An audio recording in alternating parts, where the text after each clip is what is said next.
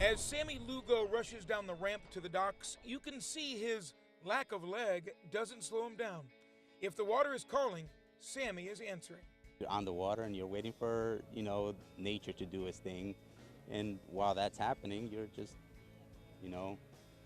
getting some of that stuff off your mind and your chest. Sammy's stuff takes us back to the attacks of September 11th. He was already planning on joining the Army Reserves, but he felt the call to action and acted. A couple days passed and I was like, maybe it's just time for me to go, and sure enough, I did. I just went back to the recruiter's office and told them, I just want to go active duty.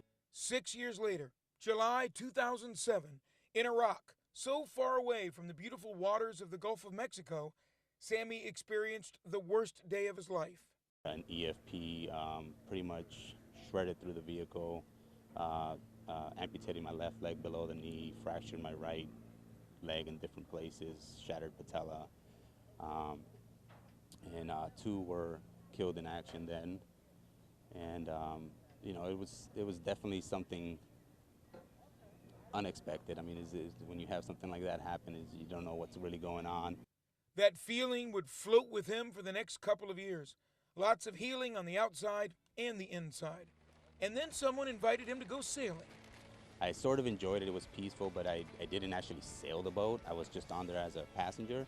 And then in 2013, I was called back to actually sail a boat. They were planning on just trying out, see if this sport would be a thing that veterans would like.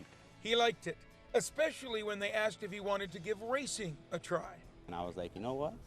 Maybe that's exactly what I need. I mean, we, as military, servicemen, we are naturally just competitive to begin with. So we went ahead and tried it out, and we enjoyed it. We were pretty fast, just not in the right direction half the time, He would eventually right the ship, winning races and solidifying his love of sailing.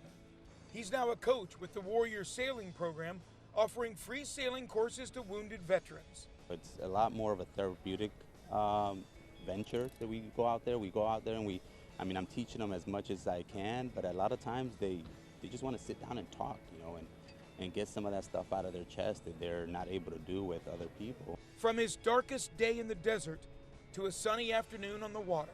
It took some time. It took some time to get used to it and to, not believe that I was going to fall in the water or anything, which can always still happen. But, overall, once you get used to it and you learn the tricks and the trades and what to hold on the bow, you're not going to fear falling anymore. And if you do, you just get back up and do it again. That's the lesson. You get knocked down, you get back up. It won't always be smooth sailing, but you'll never experience the wind in your sails if you don't put yourself out there. Charlie Belcher, Fox 13 News.